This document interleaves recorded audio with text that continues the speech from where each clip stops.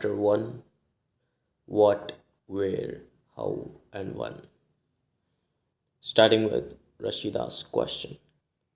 Rashida sat reading the newspaper. Suddenly, her eyes fell on a small headline: 100 years ago. How, she wondered.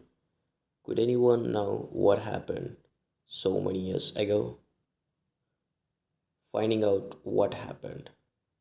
Yesterday, you could listen to the radio, watch television, read a newspaper.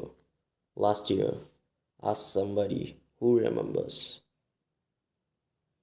But what about long, long ago? Let us see how it can be done.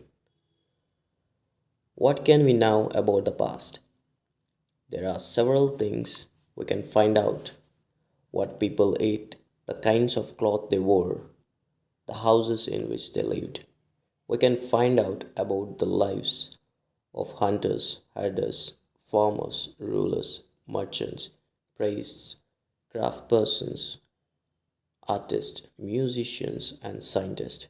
We can also find out about the games children played, the three stories they about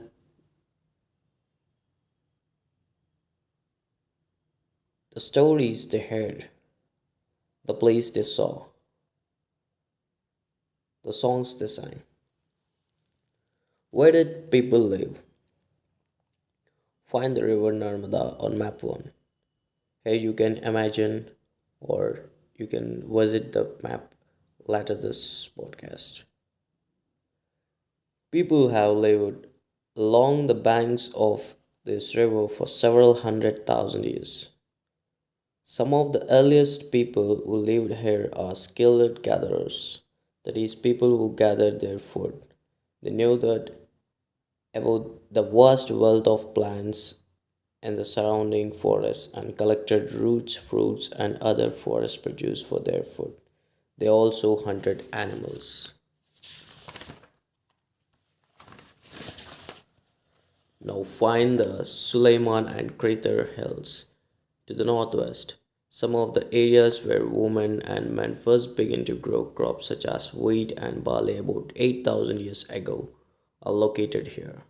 People also began rearing animals like sheep, goat, cattle, and lived in villages. Locate the Garo Hills to the northeast and Vindhyas in central India. These were some of the other areas where agriculture developed. The places where rice was first grown are to the north of the Vindhyas. Trace the river Indus and its tributaries. Tributaries are smaller rivers that flow into a larger river. About 4,700 years ago, some of the earliest cities flourished on the banks of this river. Later, about 2,500 years ago, cities developed on the banks of the Ganga and its tributaries along the sea coasts. Locate the Ganga and its tributary called the Sun. In ancient times, the area along these rivers to the north of the Ganga was known as the Magadha, now lying in the state of Bihar. Its rulers were very powerful and set up a large kingdom. Kingdoms were set up in other parts of the country as well. Throughout, the people traveled from one part of the subcontinent to another.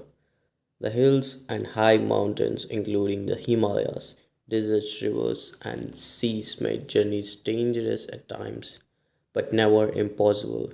So men and women moved in search of livelihood, as also to escape from natural disasters like floods and droughts.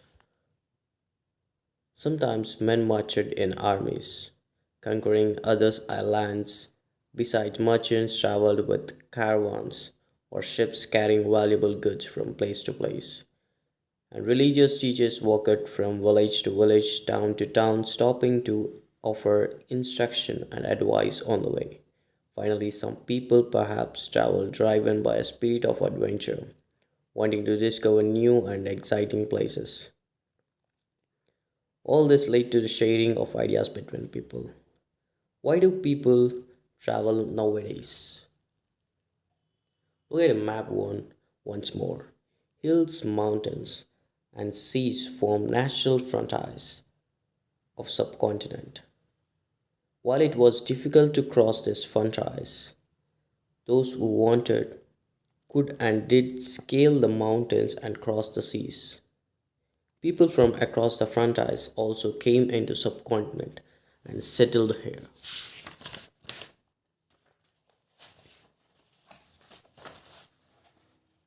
These movements of people enriched our cultural traditions. People have shared new ways of carving stone, composing music, and even cooking food over several hundred of years. Names of the land. Two of the words we often use for our country are India and Bharat. The word India comes from the Indus, call it Sindhu in Sanskrit. Find Iran and Greece in your atlas. The Iranians and Greeks who came through the northwest about 2500 years ago were familiar with Indus, called it the Hindos or the Indos, and the land to the east of the river was called India. The name Bharata was used for a group of people who lived in the northwest and who are mentioned in the Rig Veda.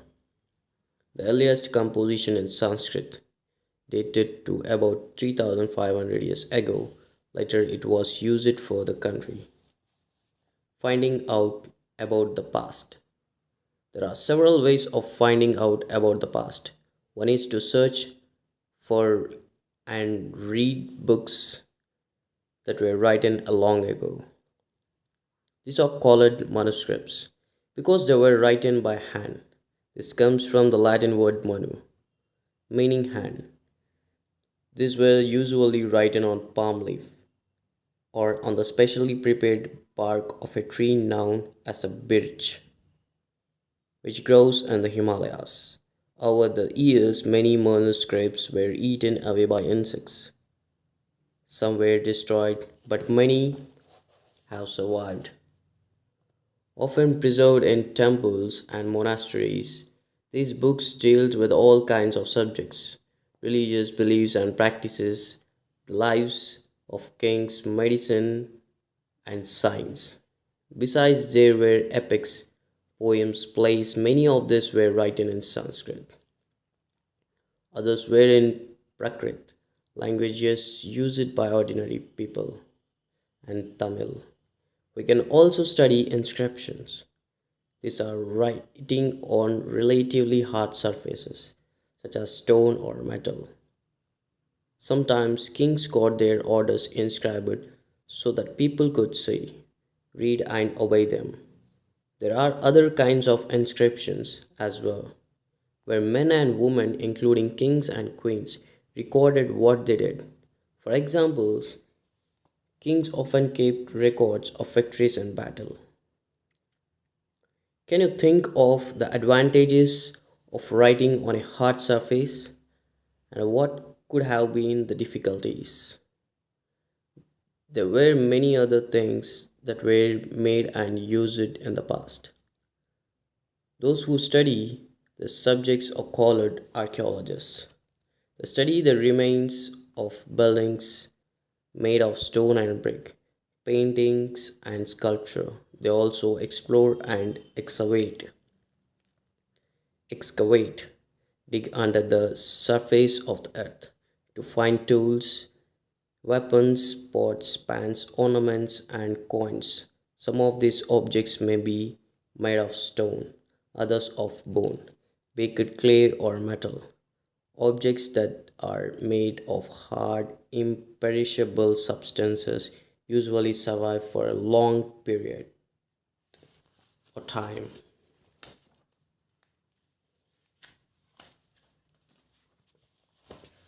Archaeologists also looks for bones of animals, birds, and fish to find out what people ate in the past.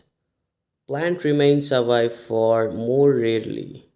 If seeds of grain or pieces of wood have been burned, they survive in charred form.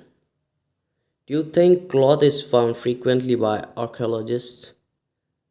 Historians, that is, scholars who study the past, often use the word source to refer the information found from manuscripts, inscriptions, and archaeology. Once sources are found, learning about the past becomes an adventure as we reconstruct it by bit. So, historians and archaeologists are like detectives who use all these sources like clues to find about our past. One past or many. Do you notice the title of the book? Our past. We have used the word past in plural to draw attention to the fact that the past was different for different groups of people. For example, the lives of herders or farmers were different from those of kings and queens. The lives of merchants are different from those of craft persons, and so on. Also, as is true even today, people follow different practices and customs in different parts of this country. For example, today most people living in Andaman Islands get their own food by fishing, hunting, and collecting forest produce. By contrast, most people living in cities depends on others for supplies of food. Differences such as existed in the past as well. Besides, there is another kind of difference. We know a great deal about kings and battles they fought because they kept records of their victories. Generally, ordinary people such as hunters, fishing folk, gatherers, farmers, or headers did not keep records of what they did, while archaeology helps us to find out about their lives. There is much that remains unknown. What do dates mean? If somebody asks you the date, you will probably mention the day, month, and year 2000 and something. These years are counted from the date generally assigned to the birth of Jesus Christ, the founder of Christianity. So 2000 means 2000 years after the birth of Christ. All dates before the birth of Christ are counted backwards, as usually have the letters BC before Christ added on.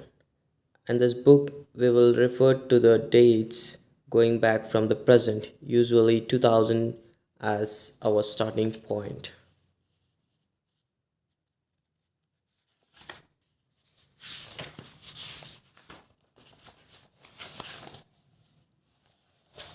Letters with dates. BC, we have seen stands before Christ. You will sometimes find AD before dates. This stands for two Latin words, Anno Domini, meaning in the year of the Lord. Example, Christ, so 2012 can also be written as AD 2012. Sometimes CE is used instead of AD and BCE instead of BC. The letter C stand for Common Era and BCE for Before Common Era. We use these terms because Christian era is now used in most countries of the world. In India, we began using the form of dating from about 200 years ago, and sometimes the letters BP, meaning before present, are used. Find two dates mentioned on page 3. What set of letters would you use for them? Elsewhere, we have seen that inscriptions are inscribed on hard surfaces. Many of these were inscribed several hundred years ago. All inscriptions contain both scripts and languages which are used as well as scripts have changed over time. So, how do scholars understand what was inscribed? This can be done through a process known as Decipherment. One of the most famous stories of decipherment comes from Egypt, a country in North Africa, where kings and queens about 5,000 years ago. Rosetta is a town on the north coast of Egypt, and here an inscribed stone was found, which contained inscriptions in three different languages and scripts, Greek and two forms of Egyptian. Scholars who found read Greek figured out that the names of kings and queens were enclosed in a little frame called kotoch. They then placed the Greek and Egyptian letters signs side by side and identified those sounds for which the Egyptian letters stood. As you can see, a lion stood for L and a bird for A. Once they knew that the letters stood for, they could read other inscriptions as well. For today, this is all. Sorry if I make any mistakes as this was my first podcast. I hope this is my best. Thank you. Remind me if I made any comments. Thank you.